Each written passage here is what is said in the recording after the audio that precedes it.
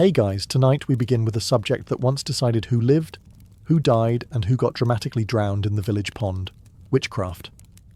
So before you get comfortable, take a moment to like the video and subscribe, but only if you genuinely enjoy what I do here. And let me know in the comments where you're tuning in from and what time it is for you. It's always fascinating to see who's joining us from around the world. Now dim the lights, maybe turn on a fan for that soft background hum, and let's ease into tonight's journey together. In today's world, owning a cat means you either love animals, have an allergy to commitment, or simply enjoy being judged silently while you eat snacks. But in the Middle Ages, your cat wasn't a quirky companion. It was hard evidence that you were in league with the devil, and it didn't even have to be black. Sure, black cats got the worst PR. They were considered Satan's preferred colour scheme, but any cat was suspect. Cats, you see, were thought to be familiars, magical animal assistants gifted to witches by dark forces. Their main purpose? Spying on you, delivering your spells, and licking the blood of your enemies off their paws. Which, in fairness, sounds like a typical Tuesday for some cats. If you were seen feeding a cat, people might think you were sustaining your demon servant. If you let it curl up in your lap, clearly you were holding a private strategy meeting with your infernal advisor. And if you spoke to your cat, which of course everyone does, your neighbours might not hear, "Who's my little fluffy baby?" but "Go forth, destroy the barley crop, and make Agnes trip over her spinning wheel." The church wasn't much help in clearing the feline's name. In 1233, Pope Gregory IX issued a decree linking cats to devil worship. This sparked waves of cat killings in some towns, an act of religious zealotry that, in one of history's greatest ironies, may have made the Black Death worse. Fewer cats meant more rats meant more fleas meant more plague. And naturally, when the plague hit, guess who got blamed? That's right, witches. It was a self-sustaining paranoia loop. Even if you didn't own a cat, just having one hang around your house could raise eyebrows. Stray cats were basically furry accusations with tails. And if your cat scratched someone, leaving them bleeding, that was seen as a demonic attack. The only defense was convincing people that Mittens wasn't possessed. He was just a jerk, which, to be fair, is hard to argue. In the Middle Ages, knowing your way around a spice rack was fine, as long as your knowledge stopped at "salt makes things salty." Anything more advanced, and you were basically on a first-name basis with Lucifer. Herbs, especially medicinal ones, were deeply suspicious. If you could brew a tea that soothed a cough, you might have studied under a healer. But if it actually worked, you had clearly made a pact with the devil. See, medieval medicine relied on two things: prayer and bloodletting. And if your method didn't involve draining half the patient's fluids while muttering Latin, people assumed you had gotten your knowledge from a less heavenly source. The problem was that many women, especially midwives and older village healers, knew how to use plants for practical remedies. They could make salves for wounds, tinctures for fevers, and poultices for infections. To the average villager, this was impressive. To the local priest, this was suspiciously effective magic. It didn't help that some herbs had dual purposes. Chamomile could soothe an upset stomach, but also help someone sleep. Valerian could calm nerves, but also make people a little too calm if you used enough of it. And heaven forbid you knew about mandrake root, a plant so steeped in myth that digging it up was said to cause screaming that could kill you. Just owning some meant you probably used it to hex people in your spare time. Accusations often started small. You'd give a man a peppermint infusion for his indigestion. Later, he'd be seen feeling better, and instead of thanking you, someone would whisper, "That's not medicine. She's bewitched his insides." Next thing you know, you're on trial for sorcery, your entire garden being presented as Exhibit A. In fact, one of the more damning pieces of evidence in witch trials was the possession of an herb book, even if it was just a badly illustrated guide to which plants weren't edible. To the court, this wasn't education, it was a spell book in disguise. In the modern world, being left-handed just means you have a slightly harder time using scissors and will always smudge your handwriting. In the Middle Ages, it meant you were probably on Satan's payroll. The very word for left in Latin, sinister, eventually gave us the English word for evil. That's how deep the bias ran. Right-handedness was associated with order, goodness, and divine favour. Left-handedness? That was chaos, deception, and black magic. Basically, if God was right-handed, the devil was a southpaw.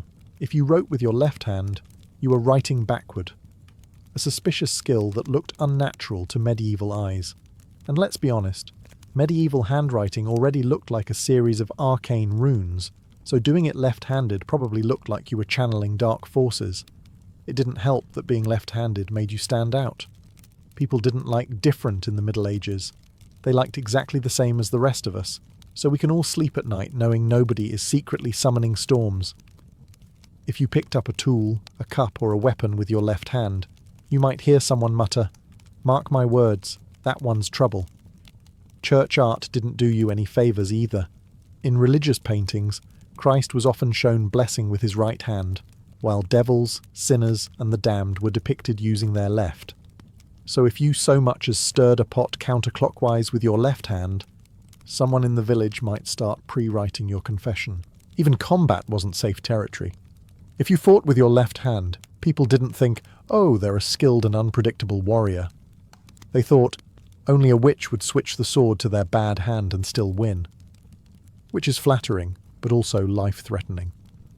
Parents sometimes tried to fix left-handed children by tying their left hand behind their back until they learned to use the good one. And if that didn't work, well, there was always the whispering and side-eye at church. Today, talking to yourself just means you're either working through a problem, practicing a conversation, or realizing too late that people can hear you through your earbuds. In the Middle Ages, it meant you were casting a spell, probably on the person who overheard you. Self-talk in a medieval village wasn't a harmless habit. If you muttered while walking, people assumed you were whispering incantations to unseen spirits. If you did it near someone's house, well, congratulations. You just cursed their entire family and their goats. It didn't help that life back then was really quiet. No traffic noise, no TVs, no podcasts to mask your mumbling. If you whispered to yourself while feeding chickens, someone across the lane could hear every syllable and probably mishear it. "Please lay eggs" became "release the plague." Superstition thrived on coincidence. Say you're walking home, muttering about how you wish the wind would stop rattling your shutters. That night, the wind dies down. The next morning, you wake up to a knock on your door. It's the local priest, here to ask why you're controlling the weather without permission. Even prayer could backfire. Whispering a personal prayer outside of church? Dangerous. Unless it was supervised Latin in front of a priest, your words were assumed to be suspicious. Private devotion looked a lot like private spell work. Talking to animals was even worse. Sure, you might just be telling your cow she's a good girl, but to the average medieval gossip, you were commanding your demonic familiar to do your bidding. And cats? Don't even get me started. You could be discussing dinner plans and someone would insist you were instructing your feline to hex the miller's wife. People didn't need much to confirm their suspicions. If they already thought you were odd, your habit of muttering while sewing, gardening, or brewing ale was all the evidence they required. In some trials, witnesses even testified to hearing strange words, which could have been anything from a made-up tune to your grocery list. In the Middle Ages, your social life was less about personality and more about avoiding the executioner's list. Too many friends? You were obviously bewitching people into liking you. Too few friends? You were obviously cursing anyone who came near you. It was a flawless system, if the goal was to make everyone paranoid. If you were unusually popular, people assumed it wasn't because you were charming, funny, or had the good bread recipe. No, you were enchanting people. Literally. How else could you explain half the village showing up to help you thatch your roof when they wouldn't even help their own cousins? Clearly, you'd been brewing love potions and sprinkling them into the communal ale. On the other hand, if you preferred to keep to yourself, the suspicion meter cranked up just as fast. Living quietly, avoiding gossip, and tending your own business. That was practically a written confession. Solitary people made perfect scapegoats for misfortunes. When the mill broke, the sheep got sick, or the baker's wife tripped over a chicken, someone would say, "Well, you know who never comes to festivals." Festivals were especially dangerous. If you danced too well, you were tempting men with your wicked moves. If you didn't dance at all, you were silently cursing the dancers. If you left early, you were sneaking home to perform rituals under the moonlight. And if you stayed until the end, you were gathering gossip for your next hex.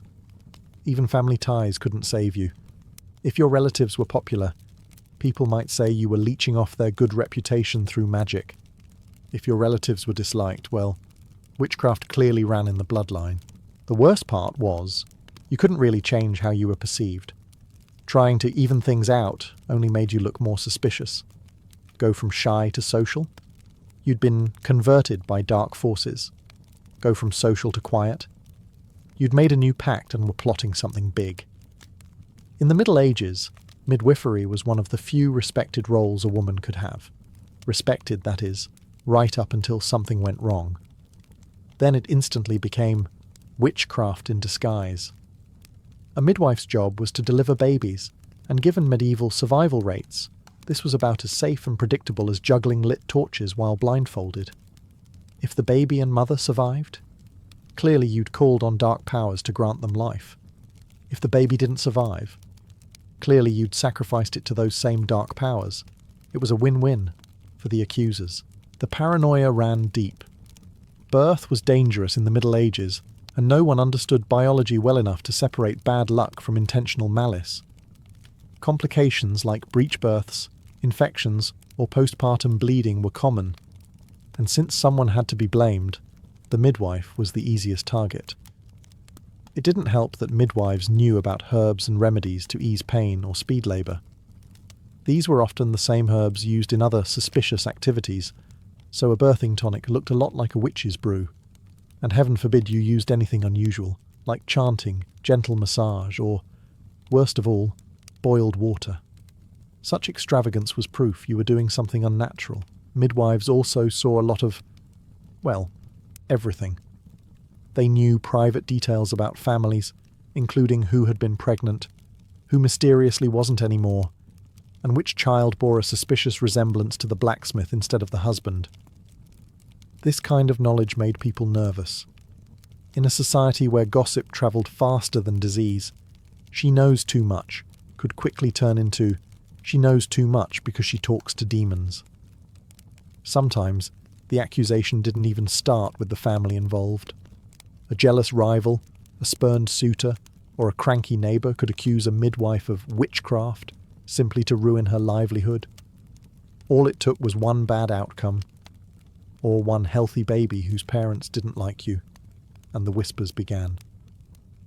In the Middle Ages, meteorology wasn't a science, it was a blame game. And if a storm, frost, drought, or oddly shaped cloud happened near your home, the explanation was simple. You did it. It didn't matter that weather patterns were beyond anyone's control. If hail flattened the barley crop, someone had to be responsible. And you, with your slightly odd habits and unfortunate location, fit the bill perfectly. A lightning strike in your yard? Proof that you were summoning fire from the heavens? A late frost just before planting season? Clearly you'd whispered to the moon to ruin the harvest. Rain was particularly suspicious. Too much of it and you'd summoned floods. Too little and you'd bound the clouds. The fact that you benefited just as little from bad weather as everyone else didn't matter. Logic was optional. Some accusations were hilariously specific. In parts of Europe, it was believed witches could milk storm clouds the way farmers milked cows. If a sudden downpour hit after you'd been seen in the fields, people assumed you'd been squeezing rain out of the sky for personal gain. And by personal gain, they meant evil purposes nobody could quite define. Travellers could make things worse. If they passed through and claimed, "The weather was fine until I reached this village," congratulations, you were now the village's climate control suspect.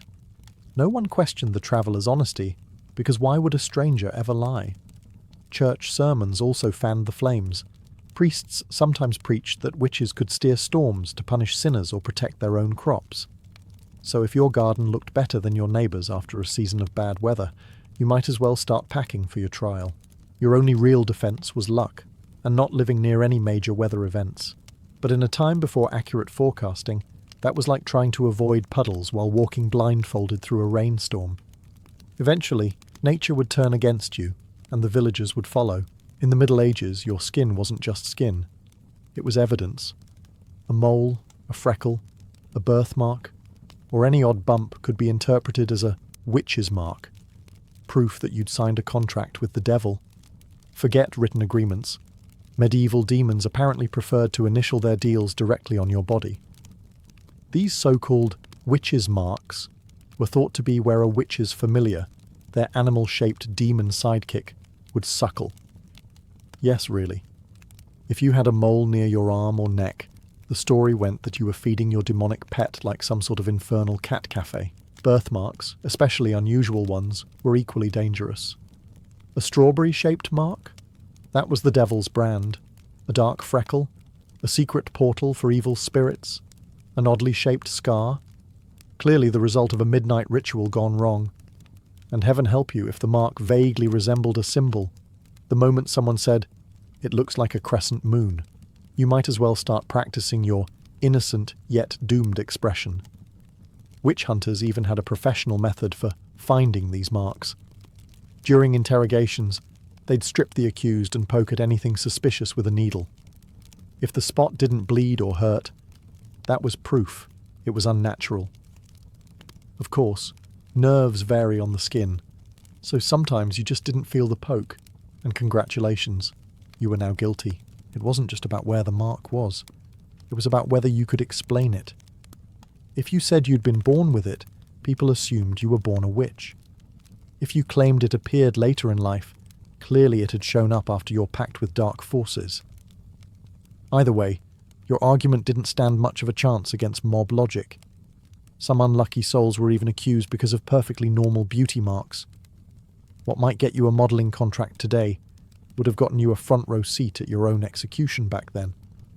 The irony?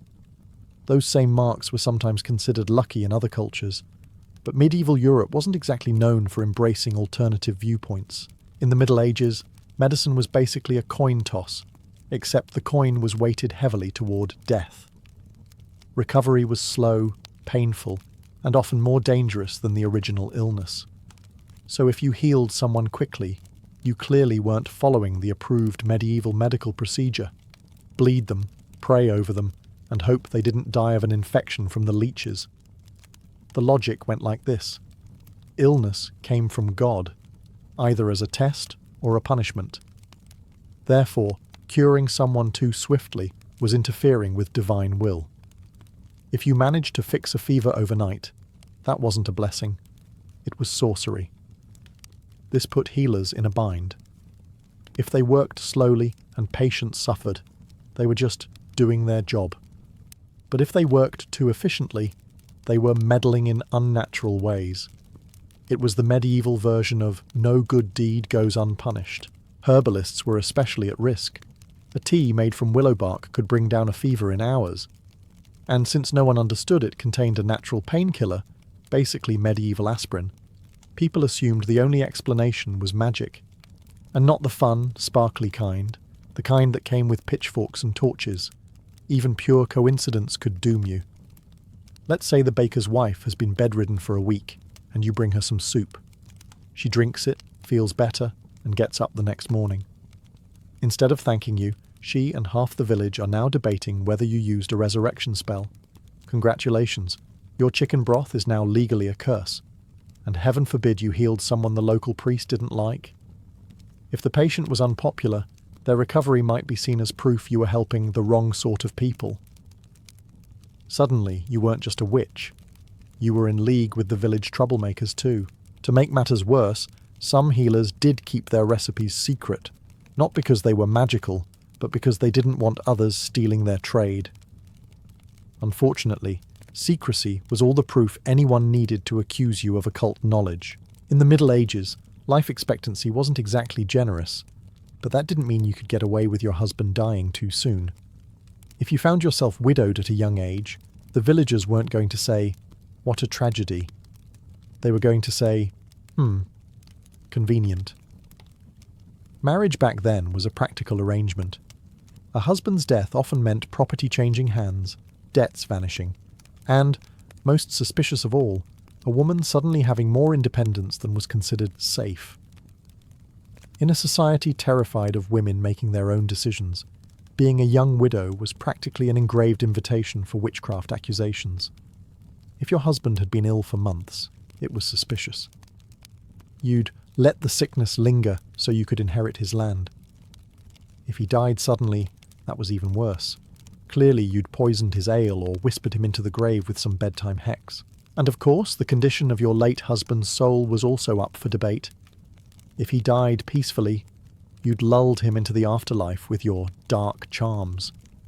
If he died screaming, well, you were obviously dragging him to hell personally. No matter the details, you were at fault. Even your behaviour after the funeral could make things worse. If you grieved too little, you were cold-hearted and probably thrilled to be rid of him.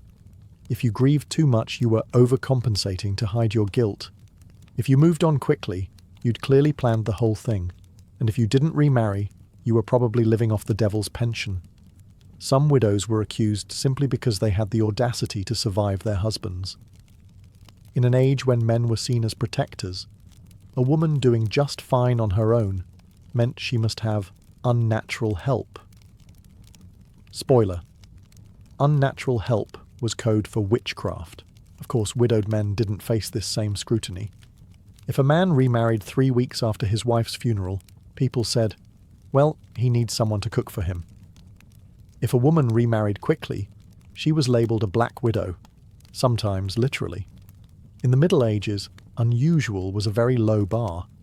Something as simple as a strange-looking spoon, a shiny rock, or a book you couldn't read could land you in front of the local magistrate, explaining why you weren't in league with the devil.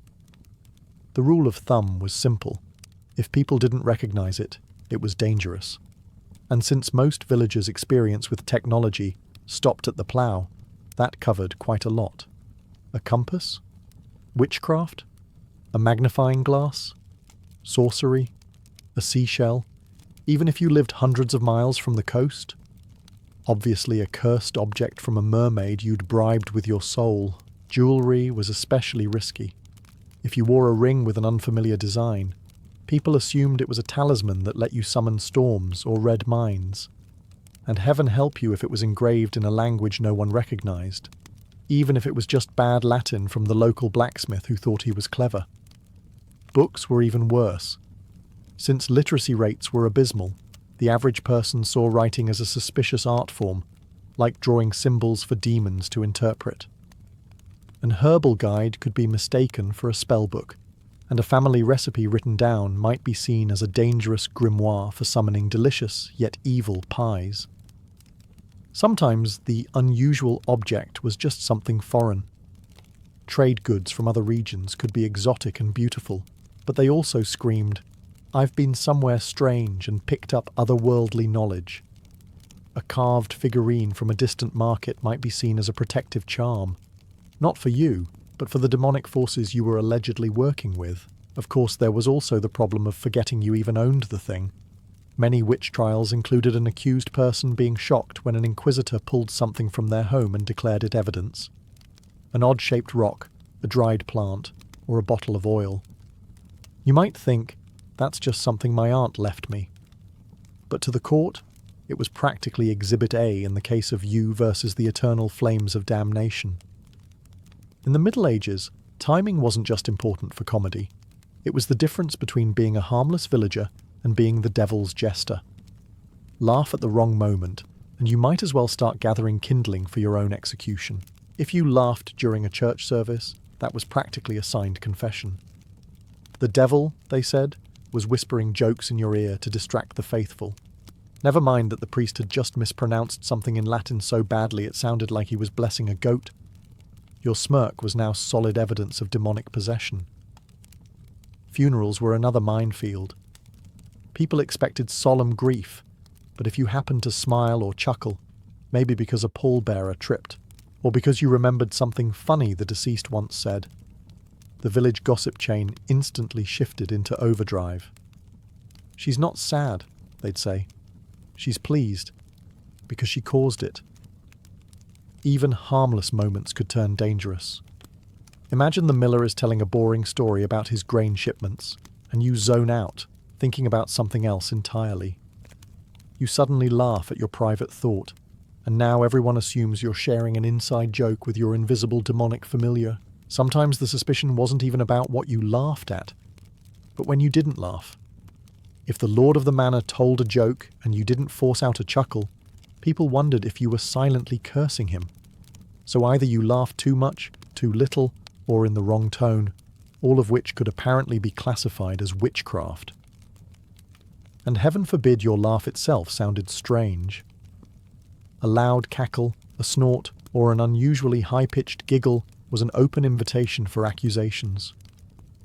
Villagers believed witches had unnatural laughter, never mind that the local ale could make anyone sound like a lunatic after a few mugs. The irony? In a time when life was short, brutal, and full of plague, laughter should have been considered a rare blessing. Instead, it was treated like contraband, something you had to ration out carefully, lest it be used as evidence in your trial. In the Middle Ages, living alone wasn't seen as peaceful solitude. It was suspicious isolation. If you weren't part of a household, you clearly had something to hide. And according to popular opinion, that something was probably a cauldron and a pact with Satan. For starters, people didn't really choose to live alone back then. Extended families crammed into cottages, apprentices bunked with masters, and widows usually moved in with relatives. Privacy was basically a luxury no one asked for, except, apparently, witches. So, if you were the one person who preferred your own company, you weren't just independent. You were planning dark rituals without witnesses. Your living situation became even more suspicious if your home was on the edge of the village or in the woods. That wasn't a quiet spot with a nice view. That was a secret lair where you consort with forest spirits and possibly eat children. Never mind that the main reason you lived there was probably because rent was cheaper and the neighbours didn't steal your firewood. And let's be honest, isolation had some practical appeal. You didn't have to deal with gossip, unwanted guests, or someone borrowing your only good cooking pot. But in medieval logic, wanting to avoid other people wasn't a sign of introversion. It was a sign you were plotting the downfall of Christendom, one cursed loaf of bread at a time. Even your daily habits would be scrutinised. Did smoke rise from your chimney at odd hours? Brewing potions? Did you keep your windows shuttered? Hiding demonic rites? Did you light a candle late at night? Communicating with spirits? Because no one in the Middle Ages ever needed light for something mundane like mending socks. It didn't help that most people associated hermits with strange religious zealots or mysterious healers, both groups hovering in that grey area between holy and heresy. So living alone placed you dangerously close to both categories, and one angry neighbour could push you straight into burnable offence territory.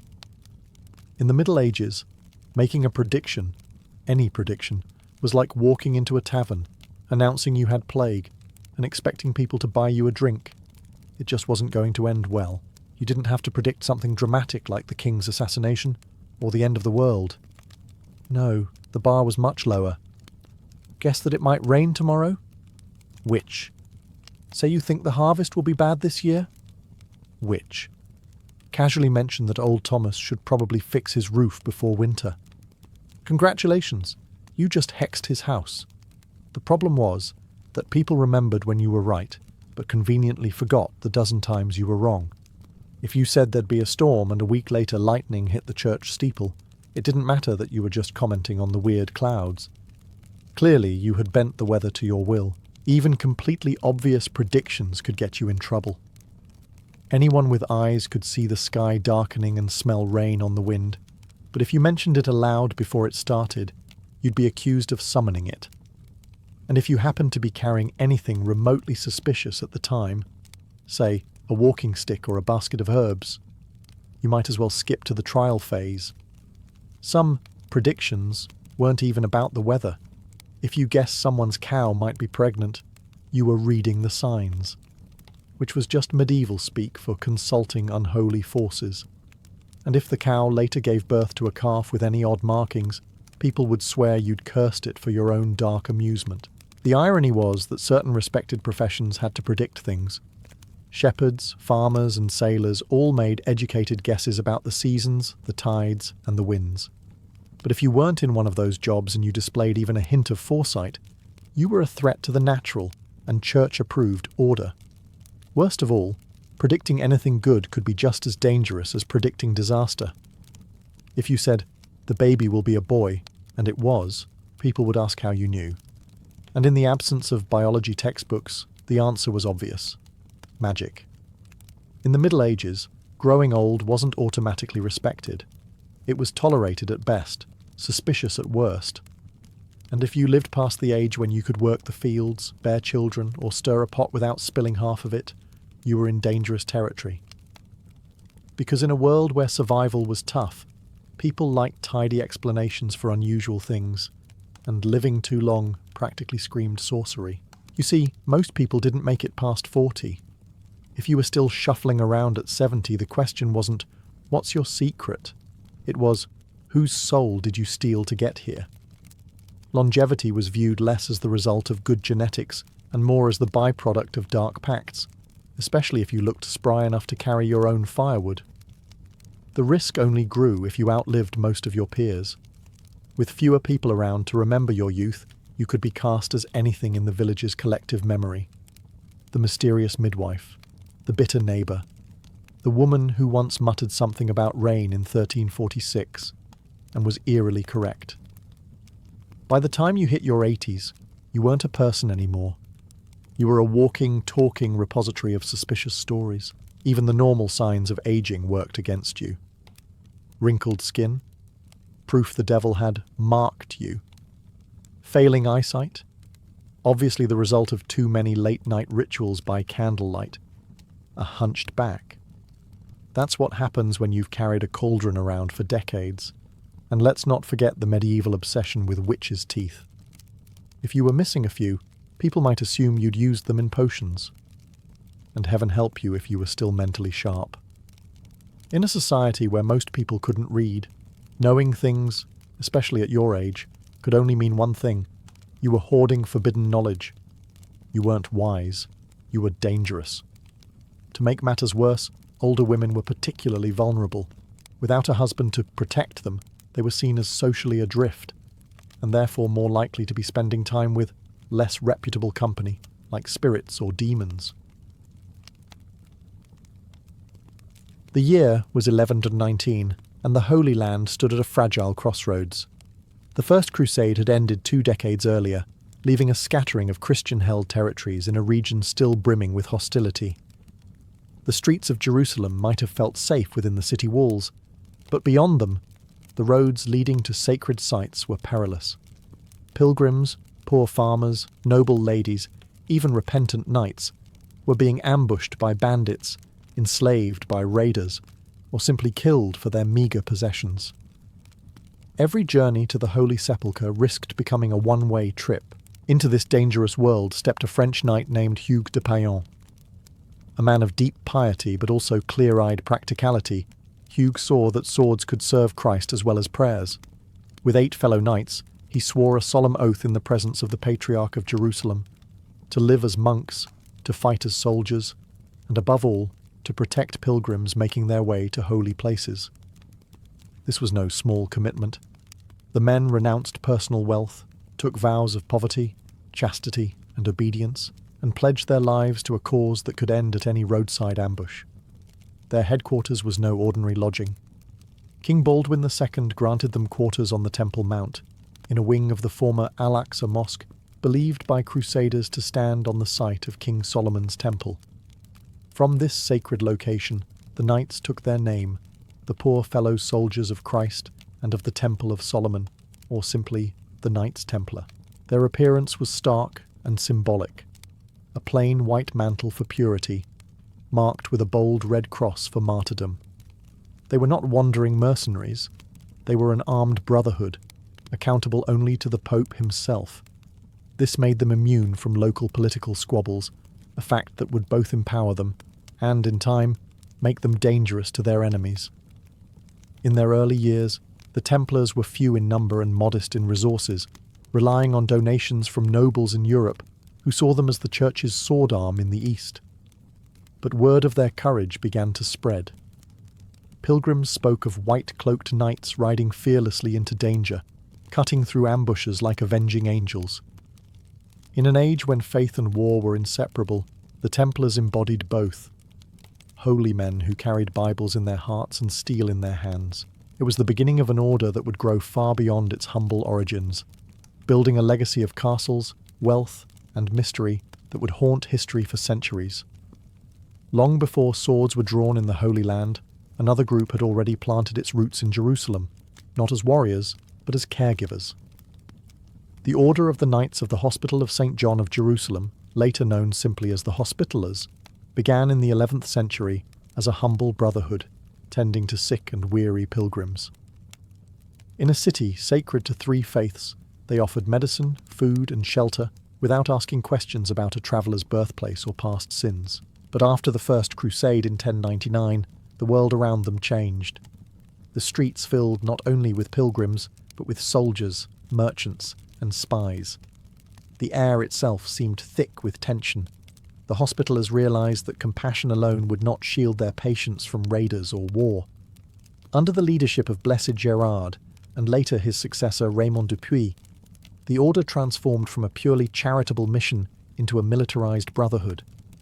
The black cloak they had worn as healers gained a new emblem, a white, 8-pointed cross, symbolizing the virtues they vowed to uphold: faith, humility, mercy, and justice among them. Their role expanded dramatically. No longer confined to hospital wards, the Hospitallers built and manned formidable castles across the Crusader states.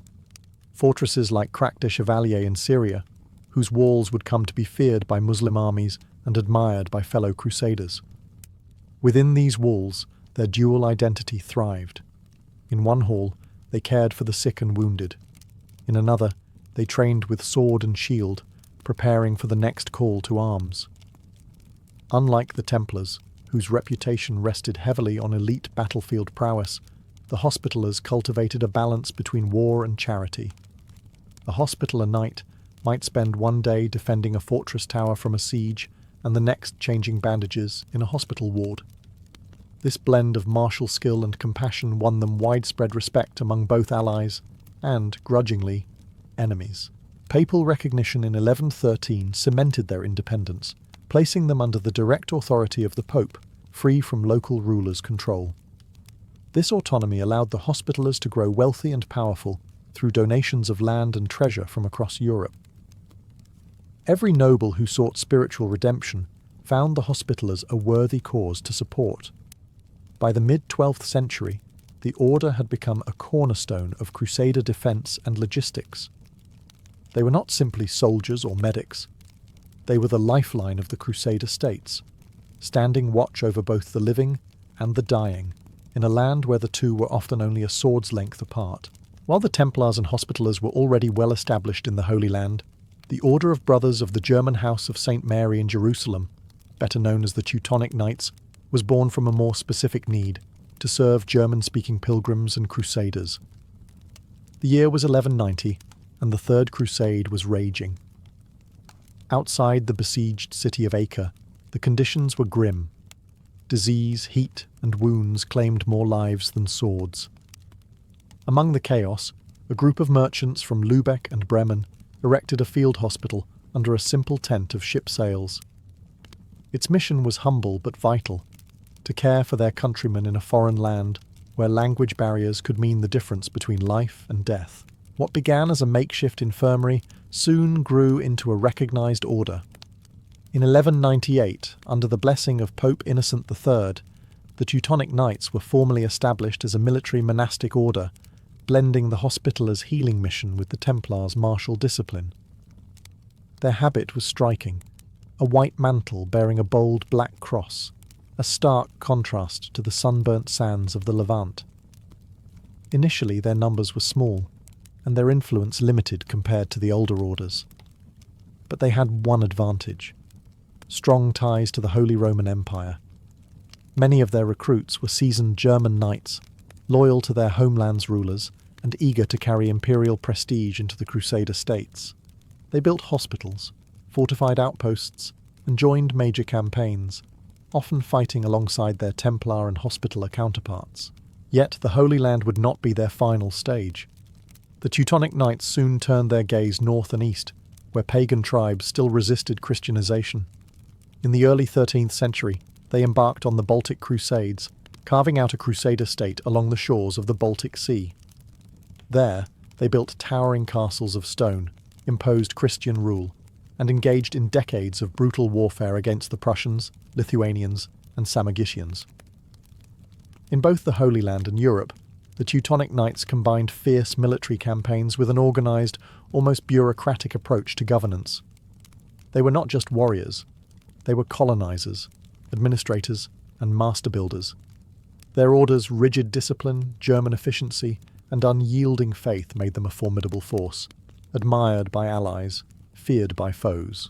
Though their origins lay in a small hospital tent outside Acre, the Teutonic Knights would grow into one of the most powerful and enduring military orders of the medieval world, leaving a legacy of stone fortresses and contested frontiers. Though the Templars, Hospitallers, and Teutonic Knights differed in origins and missions, they were bound together by a common foundation, the monastic rule that shaped their lives. Joining one of these orders meant more than picking up a sword. It was a total surrender of personal freedom to a life of obedience, discipline, and faith. A recruit, often a knight of noble birth, would renounce all personal wealth upon admission. Lands, titles, and income were handed over to the order, leaving him with nothing but the clothes on his back and the weapons issued to him. In exchange, he received the habit of the order. For Templars, the white mantle with its red cross. For Hospitallers, the black cloak with a white cross. For Teutonic Knights, the white with black. These garments were not simply uniforms. They were symbols of vows taken before God. Life within the order followed a strict rhythm. Days began and ended with prayer, often in the chill of a candlelit chapel. Meals were eaten in silence while scripture was read aloud, a reminder that the knight's body was fed for one reason only, to serve God in battle or charity. Luxuries were forbidden: no hunting for sport, no decorative armour, no brightly coloured clothing. Horses were shared between knights, and personal servants were strictly limited. Even letters from home could be inspected by superiors to prevent distraction from the mission. Above all, knights were expected to live by the 3 monastic vows: poverty, owning nothing for themselves; chastity, forgoing marriage and family; and obedience, carrying out orders without hesitation. But to these vows, the military orders added another: the defence of Christendom, even to the point of martyrdom. A knight was to stand his ground against the enemy, never fleeing unless ordered, and to protect pilgrims, widows, and orphans from harm. Breaking these rules could mean harsh penance, fasting, public humiliation, or even expulsion from the order. Yet the discipline forged by this code created some of the most feared and respected warriors of the medieval world. Their enemies might see them as fanatics, but to fellow Christians, they were holy champions, steel-clad monks who served not for gold or glory, but for the salvation of souls. It was this strict code that allowed small groups of knights to hold fortresses against armies many times their size, to march into hopeless battles without fear, and to inspire awe across Europe and the Middle East. The code was their strength, and, in some ways, the seed of their eventual downfall. The Crusader orders did not simply patrol roads or guard gates. They reshaped the very landscape of the medieval Near East. Castles were their lifeblood, both symbols of power and anchors of survival in a hostile land. For the Templars, Hospitallers, and Teutonic Knights, these fortresses were more than military bases. They were centres of administration, supply depots, and rallying points for Christian defence. One of the most legendary was Crac des Chevaliers, a Hospitaller stronghold in modern-day Syria. Perched high on a hill, it looked almost like a city unto itself. massive concentric walls, deep moats, and towers that could rain death on any approaching army. It could house thousands, store years' worth of supplies, and withstand siege engines for months. Even the great Muslim leader Saladin avoided a direct assault, knowing it would drain his forces. The Templars had their own chain of fortresses, each strategically placed to guard key routes. Safed, Tortosa, and the coastal stronghold of Chateau Pèlerin bristled with high walls and angular defences designed to deflect stones and arrows. Inside, they contained chapels, barracks, storerooms, and cisterns to collect rainwater. Every inch planned for the long grind of siege warfare. The Teutonic Knights, though less prominent in the Levant, would make their architectural mark in the Baltic. Their castles in Prussia and Livonia were not just fortresses, but symbols of colonization, built in stark brick and stone, dominating the surrounding countryside. Structures like Marienburg Castle in modern Poland became administrative capitals, housing not only soldiers, but also officials, scribes, and treasuries. These castles were rarely built for beauty, yet their imposing presence inspired awe and dread alike. Walls could be 10 meters thick, gates reinforced with iron, and towers positioned to allow crossfire on attackers. Inside, the layout reflected the dual life of the orders. Chapels for prayer stood beside armories stacked with weapons, kitchens and refectories supported daily life, while underground storerooms held enough grain and salted meat to last through years of isolation. Maintaining these fortresses was a monumental task. Supplies had to be shipped from Europe, skilled masons and engineers employed, and garrisons kept ready for sudden attacks. But in a world where alliances shifted quickly and borders were drawn in blood, the castles of the Crusader orders were unyielding anchors, visible proof that faith, steel, and stone could hold back the tide of enemies. Though the Crusader orders were born in vows of poverty, their influence soon made them some of the wealthiest institutions in medieval Christendom. From castles in the Holy Land to estates in France, England, and Germany, the Templars, Hospitallers, and Teutonic Knights controlled vast networks of land, farms, mills, and ports. These holdings were gifts from kings, nobles, and merchants who believed that donating to the orders would secure divine favour, and perhaps a few earthly advantages. The Templars, in particular, mastered a skill that would change European finance: banking. Pilgrims travelling to the Holy Land faced a dangerous problem. Carrying large sums of coin made them prime targets for thieves. The Templars solved this with a system of letters of credit. A pilgrim could deposit funds at a Templar preceptory in Europe, receive a written note, and then withdraw the equivalent in the East. This not only kept the pilgrim safe, but also allowed the Templars to transfer and invest funds on a massive scale. Soon, kings themselves began using Templar treasuries. The order became bankers to monarchs, financing wars, managing royal revenues, and safeguarding national treasures.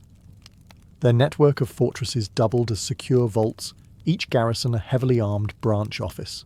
The Hospitallers, though less involved in banking, accumulated their own immense resources through rents, agricultural production, and the spoils of war. Their estates in Europe funded hospitals, castles, and fleets, ensuring their military and charitable work never lacked supplies. The Teutonic Knights, operating in the Baltic, built a self-sustaining economy from conquered lands, levying taxes, monopolizing trade routes, and exploiting resources like amber, a luxury commodity in medieval Europe. Wealth brought undeniable advantages: better armor, stronger castles, and the ability to hire skilled mercenaries when manpower ran short. But it also drew suspicion. In an age when the Church preached humility, the sight of warrior monks dining well, wearing fine cloaks, or holding sway over kings could provoke envy and fear. Still, for centuries, their riches underpinned their military and political dominance. These were not isolated bands of sword-wielding zealots. They were global organizations, with logistical networks stretching from London to Acre, from Lubeck to Cyprus.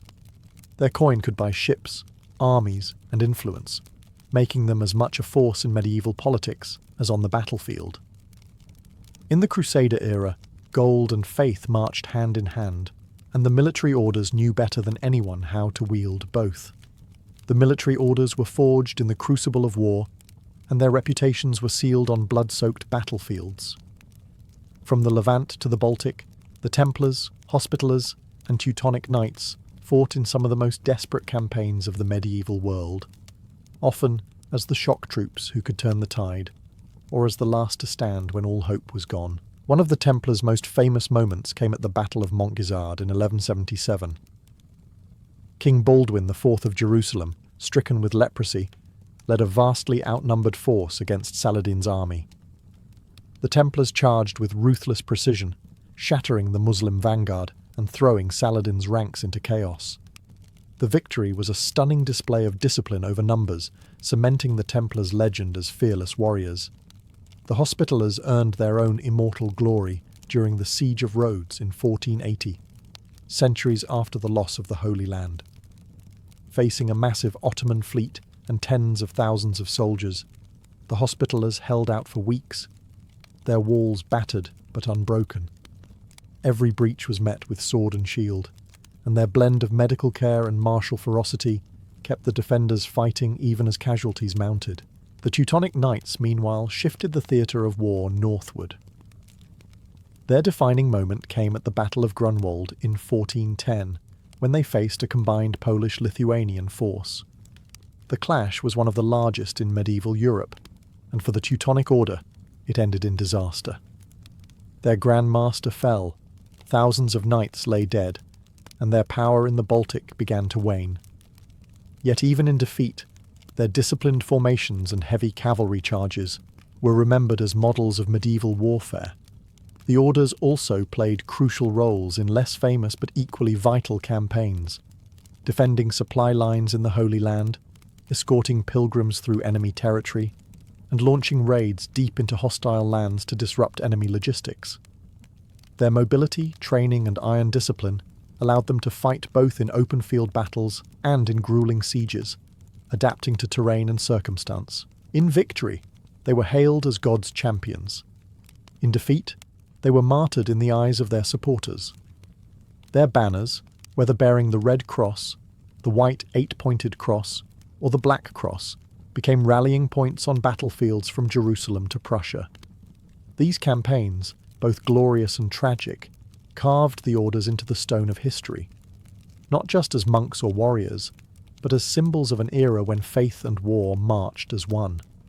The Crusader orders had been born in the age of the Great Crusades, but as the centuries passed, the world that had created them began to change. By the late 13th century, the Christian strongholds in the Holy Land were falling one by one. The Templars fought fiercely at Acre in 1291, but when the city fell, the last major Crusader outpost in the east was gone. The orders retreated to Cyprus, Rhodes, and eventually Malta. But the dream of a Christian kingdom of Jerusalem was over. Without their original mission, the orders faced an identity crisis. They still possessed immense wealth, vast lands in Europe, and powerful armies, but no longer fought for the same unifying cause that had made them indispensable. And in an age when kings grew wary of rivals, that made them dangerous. The Templars faced the harshest fate. In 1307, King Philip IV of France, deeply in debt to the order, moved against them with ruthless efficiency. On a single day, Templars across France were arrested, accused of heresy, blasphemy, and secret rites. Under torture, many confessed to impossible crimes. Pope Clement V, under Philip's pressure, dissolved the order in 1312. Its lands were seized, its leaders burned at the stake, and the once proud Red Cross vanished from the battlefields of Europe. The Hospitallers and Teutonic Knights survived longer, but not without decline. The Hospitallers relocated to Rhodes, becoming a naval power against the Ottomans, yet they never regained the scale of influence they once held. The Teutonic Knights suffered a crushing blow at Grunwald in 1410, and their Baltic Empire slowly crumbled under the pressure of rising nation-states and the Protestant Reformation. By the 16th century, the great age of the crusading orders was over. Gunpowder had transformed warfare, making the towering stone castles that once symbolized their dominance increasingly obsolete. Monarchs now commanded standing armies, reducing the need for independent knightly orders. Yet their decline was not merely military, it was political. In an era when centralized power was everything, independent institutions with their own armies, fortresses, and treasuries could not survive without the favour of kings. For some, like the Templars, that favour vanished overnight. For others, it faded slowly, replaced by suspicion, envy, and the shifting priorities of a Europe entering the Renaissance. The legacy of the orders would live on, but their golden age, when a knight could be both monk and warrior, banker and builder, was gone forever. The fall of the great Crusader orders did not end their story. It transformed it. Stripped of their political power and military might, they entered a new battlefield. Memory, myth, and legend. Over the centuries, the names of the Templars, Hospitallers, and Teutonic Knights would echo not just in history books, but in whispered rumours, romantic tales, and conspiracy theories. The Templars became the most enduring in popular imagination. Their sudden destruction in 1312, their wealth disappearing into shadow, and the haunting execution of Grand Master Jacques de Molay, who, according to legend, cursed King Philip and the Pope as he burned, created fertile ground for speculation. Stories emerged of hidden treasure, secret knowledge, and ties to the Holy Grail. From medieval romances to modern novels, the Templars have been recast as guardians of sacred relics, keepers of forbidden truths, or victims of a colossal injustice. The Hospitallers took a different path. Though they no longer ruled vast Crusader states, they endured by adapting. As the sovereign military order of Malta, they continued their tradition of charity and medical care, their 8-pointed cross still recognised around the world. Even stripped of castles and armies, their legacy of service outlasted the empires that once sought their destruction. The Teutonic Knights too persisted. Though their Baltic Empire dissolved, the order survived as a religious and charitable institution. In modern times, they shifted from battlefield to philanthropy, their black cross still a reminder of their disciplined, if sometimes brutal, medieval origins. Legends surrounding these orders often blur the line between fact and fiction. Chroniclers exaggerated their deeds, enemies slandered them, and poets wove them into tales of romance and betrayal. The Templars' alleged connections to Freemasonry, the Hospitallers' secret diplomatic missions, and the Teutonic Knights' supposed lost relics all fed a centuries-long fascination. Their architectural legacy remains visible in stone fortresses scattered across Europe and the Middle East, Crac de Chevalier, Marienburg, and Château Pellerin standing as monuments to a time when faith was defended with steel. Today, the crusading orders occupy a unique place in cultural memory.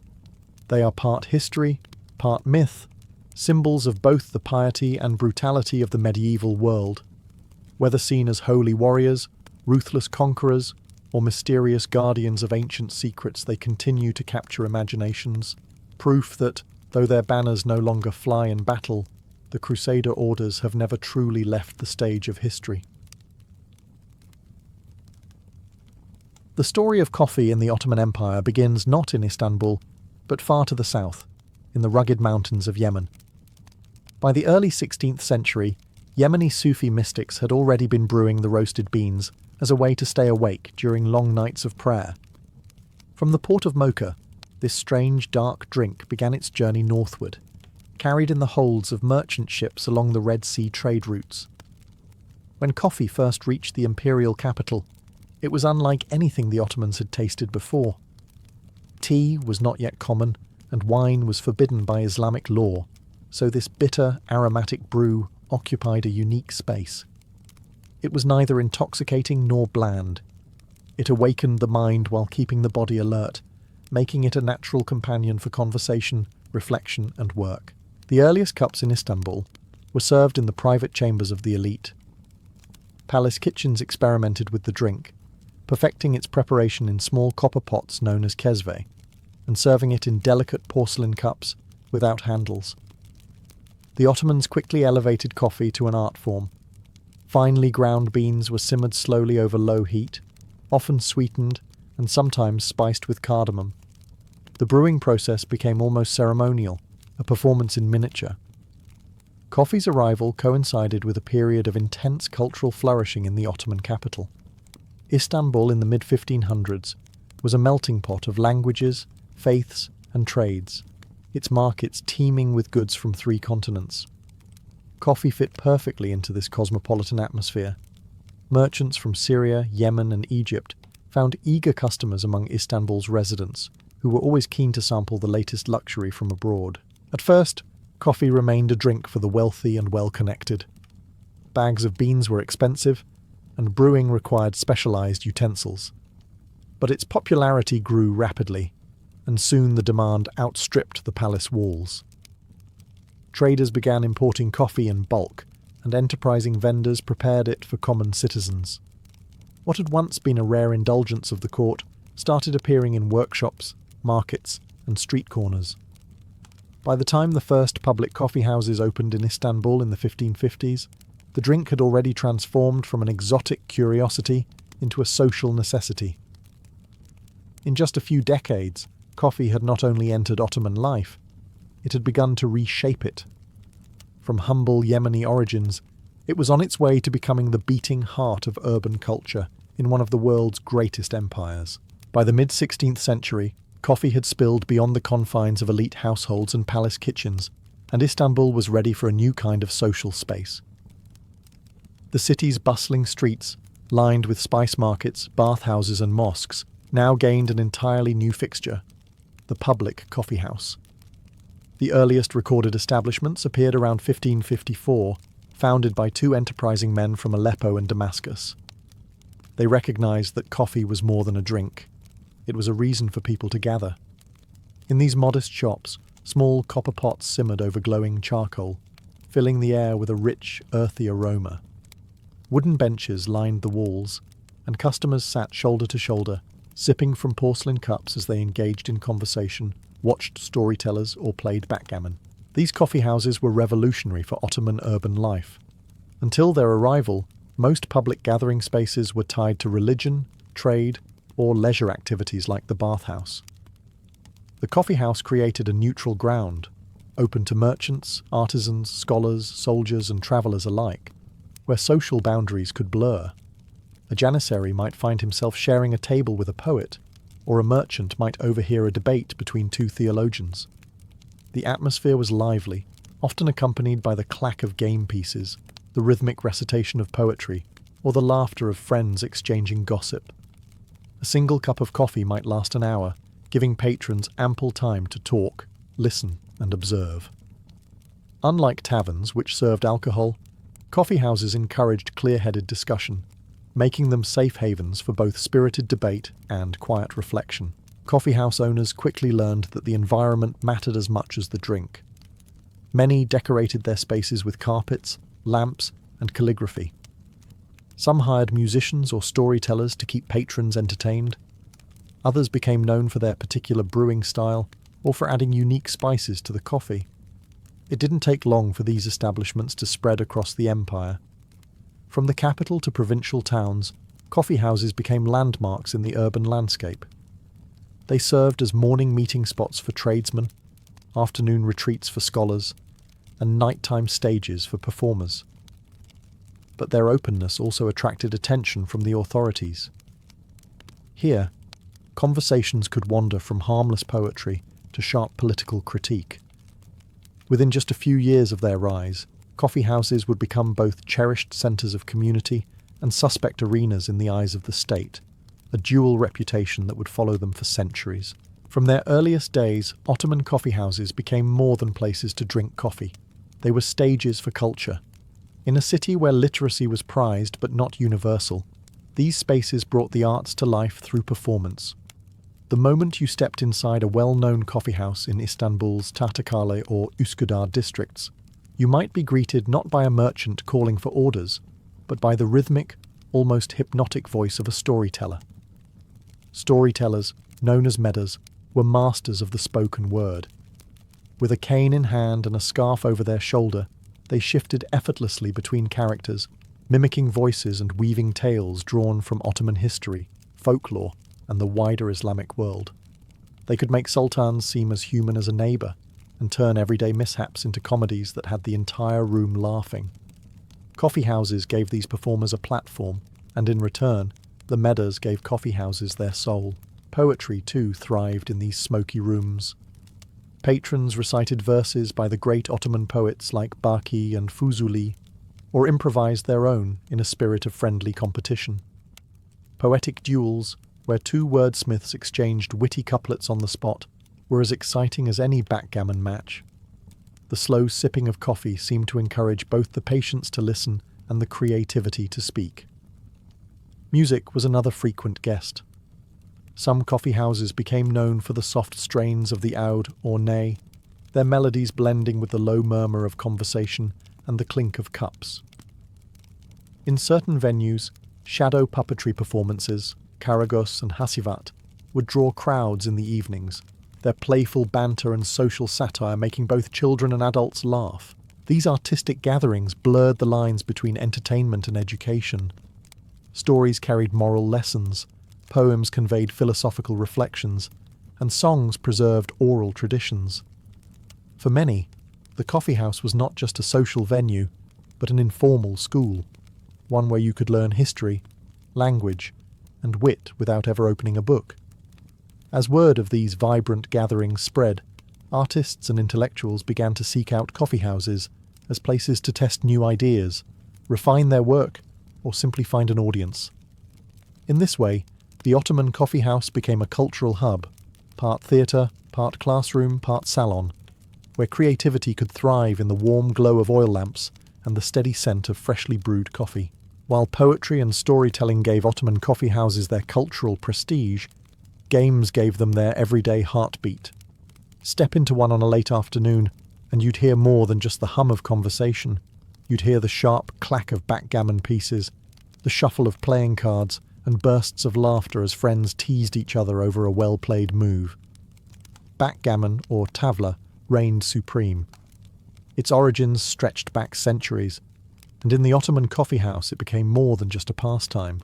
It was a display of wit and strategy. Old men hunched over boards like generals over battle maps, while younger players hovered nearby, learning tricks and debating the odds.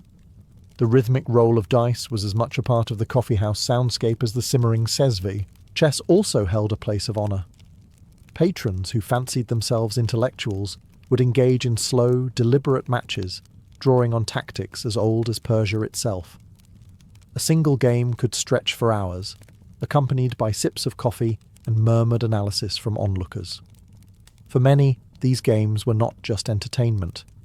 They were a way to test one's mind, patience, and composure.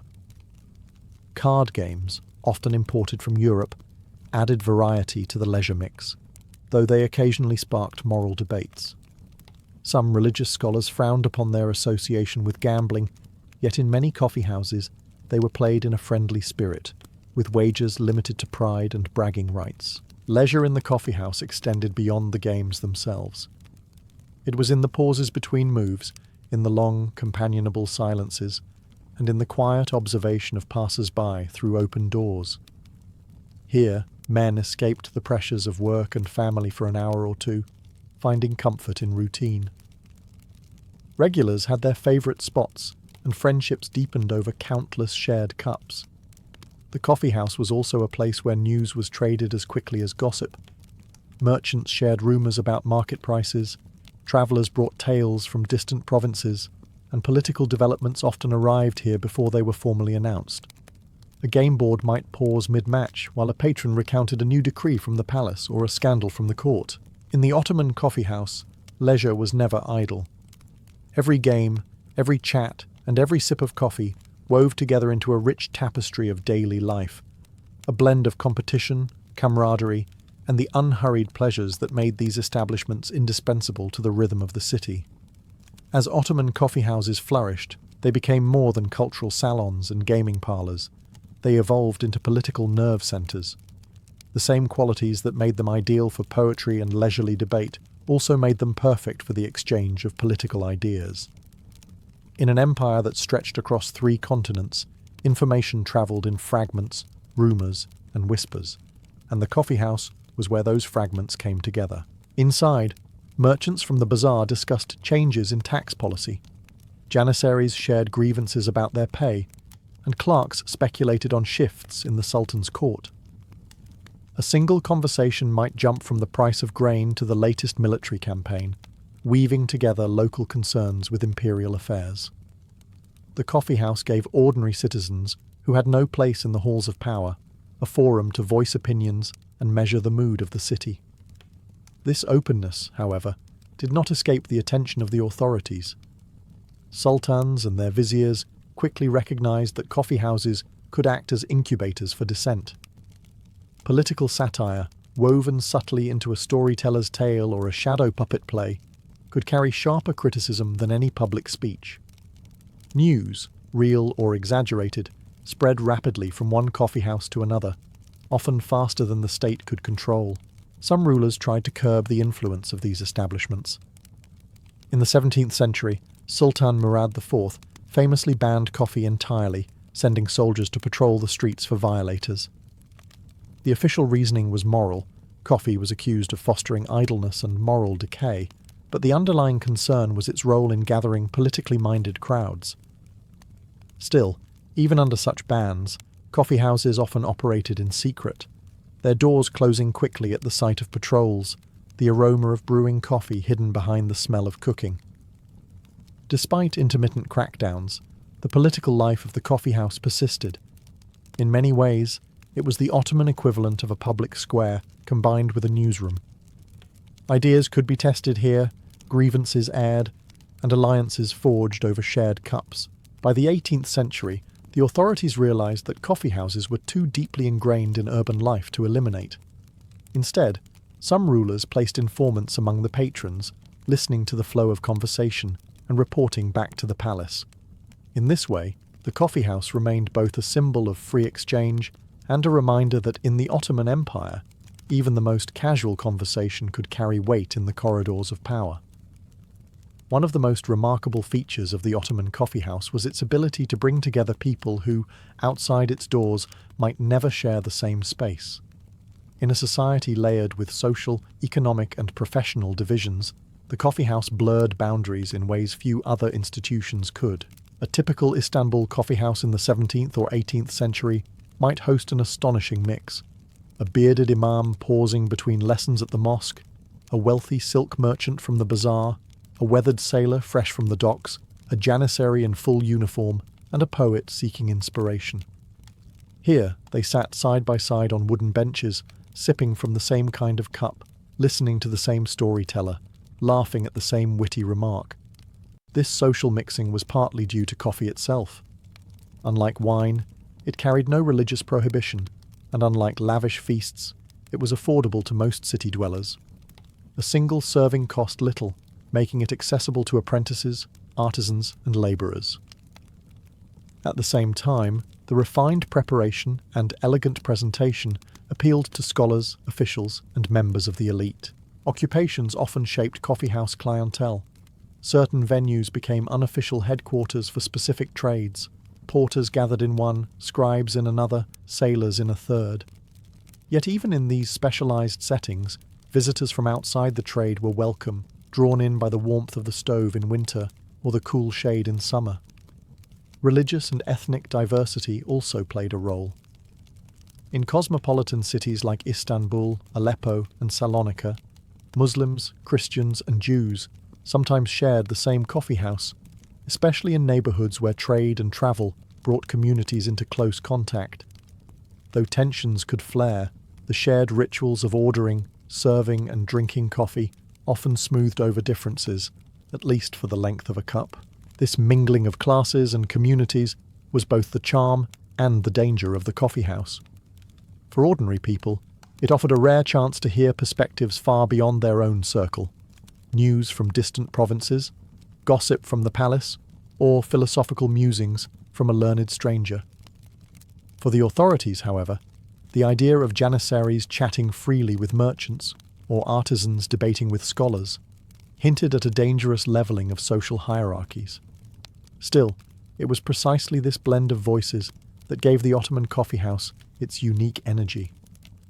Within its walls, status mattered less than wit, eloquence, and the ability to hold your own in conversation. A small but significant taste of equality in a hierarchical world. In the Ottoman Empire, the coffeehouse was a male-dominated space, a public stage where politics, games, and debates unfolded among men of all ranks. Women, by custom and social expectation, did not frequent these establishments. This absence has often led to the impression that coffee culture was an exclusively male domain, but the reality was more complex. Women were deeply involved in the culture of coffee, just in different settings. In the private sphere of the home, coffee played a central role in hospitality, courtship, and social visits. A young woman's skill at brewing coffee could even influence marriage prospects, and elaborate serving sets became prized possessions in a dowry. Female guests were served coffee in gilded cups, often alongside sweetmeats, and these intimate gatherings mirrored the conversational and leisurely spirit of the public coffeehouse, just without the public exposure. Some wealthier women participated in coffee culture through the imperial court. In the Topkapi Palace, elite women of the harem enjoyed coffee as a daily luxury, served by specialized coffee attendants. The harem's women, particularly the Valide Sultan and favored consorts, could influence politics indirectly, and coffee became one of many luxuries around which courtly intrigues and discussions took place. While it was rare for women to step into public coffeehouses, there were exceptions. In cosmopolitan port cities or frontier towns, foreign women, particularly from Europe, sometimes visited out of curiosity, recorded in travellers' accounts as spectacles that surprised local patrons. In certain provincial towns, mixed-gender coffeehouses existed on the margins of Ottoman norms, though they were often tied to inns, markets, or entertainment venues. The question of women's presence in coffeehouses occasionally entered public debate. Conservative critics feared that any mingling of men and women in such spaces could erode moral boundaries. Yet these same critics often ignored the vibrant female coffee culture that thrived behind closed doors, where women engaged in the same games, storytelling, and gossip that enlivened the male spaces. In the 19th century, as Ottoman society modernized, new public venues such as European-style cafes and patisseries began to blur these gender divisions. Women of the upper and middle classes, particularly in cosmopolitan centres like Istanbul and Izmir, began to appear in select public coffeehouses, still a minority, but a sign that the boundaries were shifting. Thus, while the Ottoman coffeehouse in its classic form remained a male preserve, women were never absent from coffee culture itself. They simply nurtured their own parallel tradition, one equally rich in conversation, hospitality, and the ritual pleasure of the brew. For all their popularity, Ottoman coffeehouses lived under a shadow of suspicion. To the sultans and their advisors, these bustling hubs of conversation were double-edged swords, places of social bonding, yes, but also fertile ground for gossip, satire, and potentially dangerous political talk. The first major crackdown came in the early 17th century, under Sultan Murad IV, a ruler famed for his strictness and his personal austerity. Murad believed coffeehouses encouraged idleness, undermined public morals, and, most dangerously, served as meeting grounds for dissenters. In 1633, after a devastating fire in Istanbul, blamed, perhaps unfairly, on careless coffeehouse patrons, Murad ordered the closure of all such establishments. Coffee itself was banned, and violators faced harsh punishments, sometimes even execution. Yet the closures never truly killed coffeehouse culture. Many establishments went underground, operating discreetly behind shuttered doors or disguised as private homes. Patrons learned to hide their cups and sezves at the first sign of patrols. The bans became a cat-and-mouse game between authorities and citizens, with enforcement varying depending on the ruler's temperament. Later sultans, while less severe than Murad, still treated coffeehouses warily. The concern was not just moral decay, but political risk. The Janissary Corps, whose loyalty was vital but unpredictable, often gathered in coffeehouses. These meetings could be harmless camaraderie, or the seedbed for mutinies.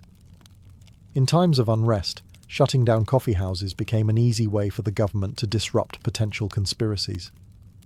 Even in peaceful times, coffeehouses drew suspicion, because they were hard to control. Unlike the mosque, they were not under direct religious supervision. Unlike the marketplace, they were not tied to official trade guilds. They were semi-autonomous spaces, run by private owners and filled with free-flowing talk, a combination that made bureaucrats uneasy. Some rulers tried regulation, rather than outright bans. Licenses were introduced, taxes imposed, and in some cases, state informants were placed among the patrons. Storytellers and performers were warned against crossing certain political lines, though many found clever ways to veil criticism in allegory or humour. In the end, coffeehouses proved remarkably resilient. Each ban only seemed to deepen public affection for them, turning the act of sharing a cup of coffee into a quiet gesture of defiance. This tug-of-war between the people's love of coffee and the state's mistrust of its gathering places became one of the most enduring themes in the Ottoman coffeehouse story. By the twilight of the Ottoman Empire in the late 19th and early 20th centuries, the coffeehouse had already outlived bans, moral crusades, and political suspicion. What began as a Yemeni import in the 1500s had grown into an institution so deeply woven into urban life that it was impossible to imagine the empire without it. Even as railways, telegraphs, and European-style cafes transformed city life, the traditional Ottoman coffeehouse retained its magnetic pull. Its influence stretched far beyond the walls of its smoky interiors. The coffeehouse had shaped the way Ottomans socialized, debated, and even thought. It had nurtured storytellers, poets, musicians, and amateur philosophers. It had been both a cradle of high art and a stage for everyday humour, where a porter's sharp joke could earn as much applause as a scholar's polished verse. It was a school for listening as much as speaking, a place where news was sifted, opinions tested, and worldviews expanded. The political dimension never disappeared. Even in the empire's final decades, coffeehouses served as unofficial newsrooms, where discussions about constitutional reform, modernization, and the empire's place in a rapidly changing world could flow more freely than in official venues. Many of the ideas that would shape the early Turkish Republic and modern Middle Eastern politics were first debated over small porcelain cups in such spaces. Culturally, the Ottoman coffeehouse left an enduring mark on architecture, literature, and daily ritual. The image of men gathered under low-hanging lamps, smoke curling upward, dice clattering on wooden boards, and the scent of freshly brewed coffee lingering in the air became a defining scene of Ottoman urban identity. Even today, in cities like Istanbul, Sarajevo, and Cairo, echoes of this tradition live on in neighbourhood kahvehaneler, where the pace is unhurried and conversation flows as steadily as the drink itself. Globally, the Ottoman coffeehouse contributed to the spread of coffee culture far beyond its borders. European travellers carried the idea home, and by the 17th century, coffeehouses in London, Paris, and Vienna were thriving, direct heirs to their Ottoman counterparts in both form and function. The legacy of the Ottoman coffeehouse is not just the drink, but the ideal it embodied, a space where people of different walks of life could gather, exchange ideas, and feel part of something larger than themselves. In a world that changes faster with each generation, that simple promise, a seat at the table, a cup in hand, and a voice in the conversation, remains as powerful as ever.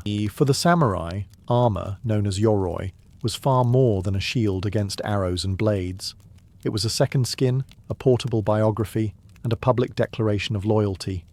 Every curve of lacquered plate, every knot of silk cord, every crest painted in gold, carried meaning that went beyond the battlefield. In a society built upon rigid hierarchies and deep respect for heritage, armour acted as a visible signature of a warrior's lineage. The family crest, or mon, was often emblazoned on the helmet, kabuto, shoulder guards, sewed, and sometimes even on the breastplate, do. To see a warrior's mon was to know his clan, his ancestors, and the legacy he carried into battle. This was not mere decoration. It was an unspoken vow to uphold the honour of those who had worn the same emblem before him. Colour was another silent language.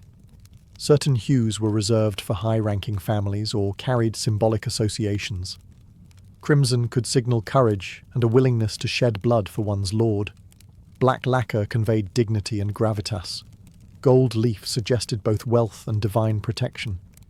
These choices were deliberate. Every tint and tone was meant to project a specific image to friend and foe alike. Patterns and ornamentation often drew on spiritual symbolism. A helmet might be crowned with a crest shaped like a dragon to invoke ferocity, or adorned with antlers to channel the power and endurance of the stag. Some samurai incorporated motifs from Shinto and Buddhist beliefs: lotus flowers for purity, waves for resilience, or the rising sun for imperial loyalty. These emblems served as talismans, a constant reminder of the warrior's virtues and the spiritual forces he called upon in combat. Even the lacquered finish itself was more than practical. The glossy surface repelled water and protected the underlying metal or leather, but it also created an almost mirror-like sheen, allowing the armor to gleam in sunlight. A subtle form of intimidation on the battlefield. When an enemy faced a line of samurai, each gleaming suit was a declaration: we are ready, we are united, and we carry the weight of history on our shoulders. To wear yoroi was to embody one's clan, faith, and personal honor. In the mind of the samurai, the armor was not simply clothing for war, it was an extension of the soul. Removing it after battle was not just a matter of loosening cords, it was a return from a heightened state of being, where every plate and knot had transformed a man into the living image of his lineage. For the samurai, putting on armor was never done in haste. It was a deliberate, almost ceremonial act, one that could take an hour or more when done properly. This was not merely about strapping on protection, it was about mentally and spiritually crossing the threshold from daily life into the disciplined state of readiness for combat. The process often began with purification. Some warriors would wash their hands and face with clean water, or even perform brief Shinto rites to honor the kami, spirits, and seek their blessing. Others might recite a short Buddhist sutra for protection or focus silently on their breathing to steady the mind. Going into battle was not just a physical trial, it was a moral and spiritual one, and the act of donning armor was the gateway. Undergarments came first. A light cotton or silk kimono was worn next to the skin, providing comfort and a base layer to prevent chafing. Over this, a padded jacket, shitagi, and hidate, thigh guards, would be fitted. These pieces ensured that the heavier plates could be worn for hours without exhausting the body. Each layer was tied with precision, the cords adjusted so they would not loosen in the chaos of battle. Next came the armoured components in a carefully ordered sequence. The sunite, shin guards, were strapped on first, followed by the coat, armoured sleeves. Then the do, or cuirass, was placed around the torso and tied securely at the sides. This central piece was often the most ornate, bearing the clan crest prominently. The sword, shoulder guards, followed, wide and flaring to protect against downward strikes. The helmet, kabuto, was often left for last, as it signalled the final moment before readiness. Secured under the chin with a shinobi no-o cord, the kabuto's weight and enclosed feeling reminded the warrior that from this point forward, he was no longer an individual. He was a samurai in battle form. Assistants, usually retainers or fellow warriors, often helped in the process. This was not simply for efficiency, but as a mark of trust and solidarity. The act of tying another man's armor was intimate and significant. It meant you were preparing him for life or death struggle. By the time the final knot was tightened and the last plate polished with a sleeve, the samurai was transformed. The ritual of preparation had honed his focus, anchored his resolve, and reminded him that he carried not just his own fate, but the honor of his clan into whatever lay ahead. Among all the pieces of samurai armor, none carried more symbolic and psychological weight than the kabuto, the helmet. It was the final piece placed upon the warrior's head before stepping into battle, and with it came a transformation, not just in appearance, but in spirit. If the yoroi was the body of the samurai's honor, the kabuto was its crown. The design of a kabuto was as much art as it was engineering. Its bowl, or hachi, was often made from dozens of overlapping metal plates riveted together, creating a structure strong enough to deflect arrows and sword strikes. The front featured a visor, mabizashi, sometimes curved outward to shield the eyes and add a fearsome silhouette. At the back, layered neck guards called shikoro fanned out, protecting the nape without restricting movement. But the kabuto's function extended far beyond protection. It was a visual declaration.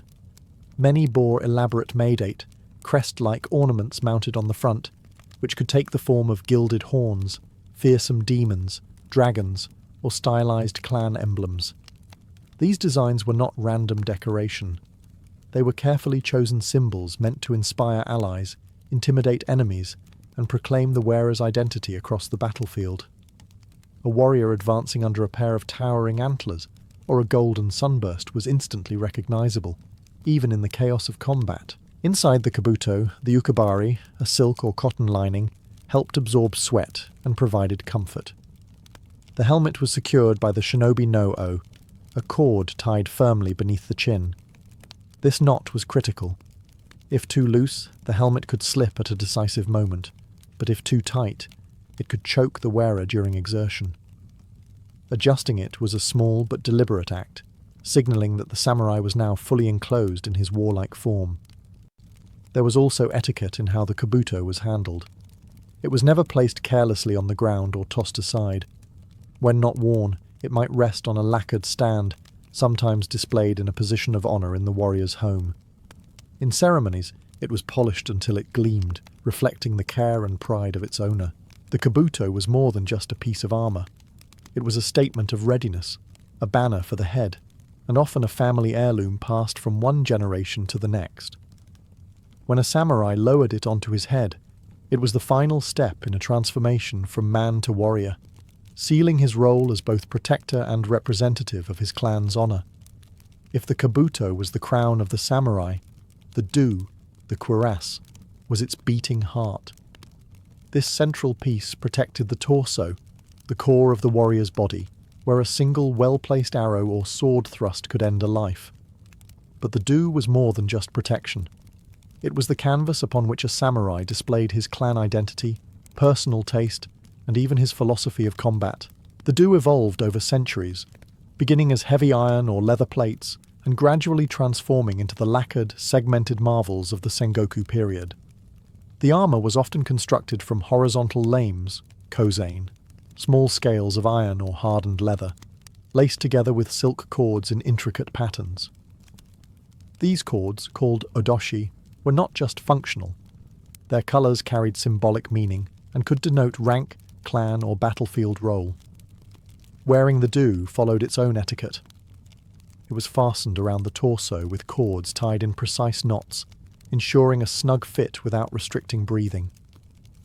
The front and back panels overlapped to provide extra strength over vital areas. A well-fitted do allowed the samurai to twist, draw his bow, or wield his sword with minimal hindrance, a reminder that mobility was as important as protection.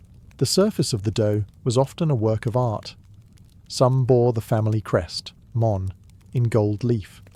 Others featured lacquered designs of dragons, waves, or clouds, invoking strength, resilience, and divine favor. These motifs could act as talismans, imbuing the warrior with a sense of invincibility. For those of higher rank, the finish was immaculate, the lacquer polished to a deep shine that caught the light on the battlefield, an intimidating sight for any opponent. Donning the do was a moment of transition. Assistants or retainers might hold it in place as the cords were tightened, checking each knot for security. For a samurai, this step was both practical and symbolic. The chest, home to the heart and lungs, was now shielded by the honor of the clan. In some traditions, a warrior might whisper a brief prayer at this stage, acknowledging the vulnerability of his body and placing his fate in the hands of the gods. Once secured, the do gave the samurai the feeling of being encased in resolve. It was the literal and metaphorical core of his armor, a piece that carried his family's history on its surface and guarded his life beneath its plates. While the do protected the core, a samurai could not fight effectively without safeguarding his limbs. The arms and legs were the moving parts of combat, constantly exposed during swordplay, archery, and mounted charges. For this reason, the sword, kote, and sunita were essential, not just for protection but for balance and agility. The sword, or shoulder guards, were large, rectangular plates that hung from the upper arm, shielding the shoulders and part of the upper torso. Constructed from lacquered iron or leather scales laced together, they flared outward to deflect downward strikes from swords or spears.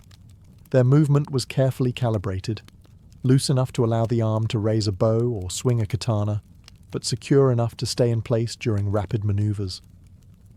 Often they bore the family crest, or were colour-coordinated with the do, ensuring the entire suit looked unified. The kote protected the arms from wrist to shoulder. These armoured sleeves were made from a combination of chainmail, kusari, metal splints, and fabric padding. The outer arm was heavily reinforced, while the inner arm remained more flexible for ease of motion. Kote were tied at several points to keep them snug, preventing loose fabric from catching on a weapon or an opponent's armour. In close combat, kote could mean the difference between a deflected sword cut and a severed arm. The sunite, or shin guards, shielded the lower legs, a part of the body often targeted in foot combat to destabilise an opponent. Made from vertical iron splints sewn onto cloth or leather backing, sunite were secured with straps behind the calf. The design allowed a warrior to kneel, run, or mount a horse without the plates digging into the skin. Their lacquered surfaces resisted mud and rain, vital in the unpredictable conditions of battlefields. Fitting these limb pieces was a methodical process. The sunite went on first, followed by the kote, and finally the sword. Each step checked for comfort and stability. Assistants often adjusted them to ensure no part of the armour shifted in the heat of combat. Beyond function, these components completed the samurai's silhouette. The flaring sword, articulated kote, and sturdy sunite gave the warrior a balanced, imposing form. They were the moving defences of the armour, enabling offence and defence to work in harmony, proof that samurai armour was as much about precision engineering as it was about ceremony and honour. In the art of samurai armour, the lower body was never neglected. While the upper torso and head drew the most attention, strikes to the thighs, hips, and groin could be just as lethal. The heidate and kusazuri formed the essential defences for this vulnerable region, allowing the warrior to move freely while shielding him from slashes, arrows, and glancing spear thrusts. The heidate were thigh guards worn beneath the kusazuri, strapped directly over the kimono or padded undergarments. They consisted of small rectangular iron or leather plates sewn onto a fabric panel, which wrapped around the front of the thighs like an apron. The design ensured flexibility. The plates overlapped slightly to provide coverage without locking the legs into rigid positions. When kneeling or riding, the heidate flexed naturally, preserving agility in the heat of battle. Above them hung the kusazuri, skirt-like strips that extended downward from the bottom edge of the do. Usually made in multiple flaring panels, the kusazuri were constructed from rows of lacquered scales laced together, matching the colour and style of the cuirass. Their primary role was to protect the hips, pelvis, and upper thighs, areas particularly exposed when the samurai leaned forward in combat or while mounted. The kusazuri also served an aesthetic function, completing the visual unity of the armour. They expanded the silhouette of the samurai, making him appear broader and more imposing. The rhythmic sway of the panels as the warrior moved added to his presence, almost like the robes of a ceremonial dancer. Except these panels could deflect a sword blow. Fitting these pieces was part of the armour's careful ritual. The heidate were tied first, snug around the waist and upper legs. Then the kusazuri, already attached to the do, were adjusted to hang evenly. The spacing between the panels was crucial. Too tight, and the panels would hinder leg movement. Too loose, and they might leave dangerous gaps in protection. Symbolically, these lower body defences represented steadfastness and stability. Just as a building relied on a strong foundation, a samurai relied on his lower body for power in strikes, balance in stances, and endurance in long battles. Protecting it was both a practical necessity and a metaphor for protecting the base of one's strength. Together, The hydate and kusazuri turned vulnerable flesh into a fortified base, enabling the samurai to move with confidence, knowing that every step forward was supported by both engineering and tradition. A samurai's armor might have been built from steel, leather, and lacquer, but it was the cords and belts that held the entire ensemble together. Without them, the suit would be nothing more than a scattered pile of plates.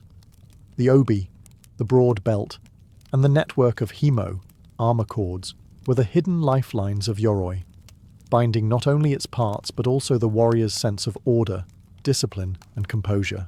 The obi was the foundation. Worn snugly around the waist, it supported the weight of the swords and sometimes even bore part of the armor's load. Made from thickly woven silk or cotton, the obi was strong, yet flexible, able to be tightened or loosened quickly as needed. When donning armor, it was usually tied first, ensuring a stable base before adding heavier components like the do and kusazuri. The obi also positioned the swords correctly, katana edge up on one side, wakizashi or tanto on the other, so that drawing them was fluid even under the encumbrance of armor. The himo, or armor cords, were more intricate. These silk laces threaded through small holes in the plates, binding components together in a system both functional and decorative. The pattern and colour of the lacing could identify a clan or indicate rank, but the practical role was paramount. These cords kept armour sections articulated and secure during combat. Tying them was an art.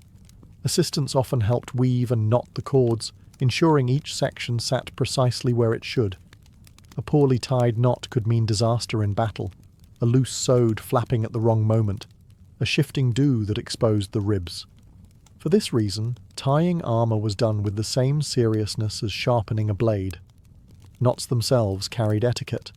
Certain ties were meant to be easily undone for quick removal after battle, while others were locked tightly for maximum security. Samurai trained to know the difference, both for their own armour and when assisting comrades. Symbolically, these bindings represented unity between armour pieces, between warrior and clan, and between the physical and spiritual preparation for battle. A fully laced suit was a complete whole, just as the samurai's body, mind, and purpose were aligned once he was ready to fight. In the end, the cords and belt were more than practical fasteners. They were the invisible threads that turned separate parts into a living suit of honour, holding together not just the armour, but the warrior's readiness to step onto the battlefield. For a samurai, armour was not merely equipment. It was an heirloom, a companion, and often a sacred object. To neglect it was to dishonour oneself and one's ancestors. Just as a blade required constant sharpening, armour demanded regular care to keep it battle-ready and worthy of the warrior who wore it. After combat or training, the armour was carefully dismantled piece by piece. Each component, kabuto, do, sode, kote, hydate, sunita, was inspected for damage. Dents in metal plates were hammered out by skilled armourers, while frayed cords were replaced with new silk lacing, often dyed to match the original colour. Any chips in the lacquer were touched up, both to preserve the armour's appearance and to protect it from rust. Moisture was the armour's greatest enemy. After a rainy campaign or a humid summer battle, every plate was wiped dry, and the cords aired to prevent mould. Armour was often stored in a dry chest, sometimes lined with rice straw to absorb humidity. The kabuto might be displayed on a lacquered stand, but it was always covered with a cloth to shield it from dust and sunlight. Cleaning was not just practical, it was ceremonial. Some samurai treated the process as a form of meditation, taking the time to reflect on the battle just fought and to prepare mentally for the next. The slow rhythm of untying cords, wiping lacquer, and folding garments became a way of transitioning from the heightened state of combat back to the stillness of everyday life. Respect for armour extended to how it was handled. Dropping a piece carelessly, stepping over it, or placing it in a dirty spot was considered deeply disrespectful. When not in use, armour was stored neatly and in a specific order, ready to be donned quickly if duty called. The armour's longevity was a testament to this care. Well-maintained suits could be passed down for generations. Each layer of lacquer and every repaired plate telling the story of past battles. Some samurai even inscribed small messages or prayers inside their armor, knowing that one day their descendants might wear it. In this way, maintenance was not just about preserving a tool of war, it was about honoring a living symbol of duty, loyalty, and family heritage. To tend one's armor was to tend one's honor, ensuring that when the time came to wear it again, it would be as ready as the warrior himself. If putting on armor was a ritual of transformation, removing it was a ritual of return. For the samurai, taking off yoroi was never done casually. It marked the end of a period in which he had been more than just a man. He had been the embodiment of his clan's honor, a living weapon, and a guardian of his lord's will. The process began with stillness. After battle or duty, a samurai would stand or kneel as assistants untied the cords, starting from the outermost pieces. The sode and kusazuri were usually removed first, their silk laces loosened with deliberate care to avoid tangling. The clatter of lacquered plates hitting one another was the soundtrack of a warrior shedding his martial shell. The kabuto came next, lifted slowly from the head and placed respectfully on a stand or wrapped in cloth. Removing the helmet was symbolic. It marked the moment when the warrior's mind could lower its guard. For many, the feeling of air on sweat-damp hair was as much an emotional release as a physical one. The do, being the heart of the armor, was often taken off last among the major plates. As it opened and slipped away, the weight lifted from the shoulders was both literal and symbolic. The samurai's body was free again, but so too was his spirit, released from the focused intensity required in armor. Once all the plates were removed, the undergarments were folded neatly and set aside for washing. Assistants or the samurai himself would then inspect each piece for damage, beginning the process of maintenance immediately if needed. Armor was never left scattered. Each component was stored in its proper place, ready for the next call to arms. For some, the removal ritual included a brief prayer of thanks, gratitude for survival, for the armor's protection, and for the honor of fulfilling one's duty. In times of peace, the ritual might be followed by tea or quiet reflection, a way of re-entering daily life with composure. The etiquette of removing armor reminded the samurai that battle was not the only state of existence. Just as a warrior had to know how to fight, he also had to know how to set aside the trappings of war and resume the roles of leader, father, or servant. In this way, the ritual of removal was not an end, but a bridge, connecting the world of combat to the world of living, and ensuring the samurai remained whole in both.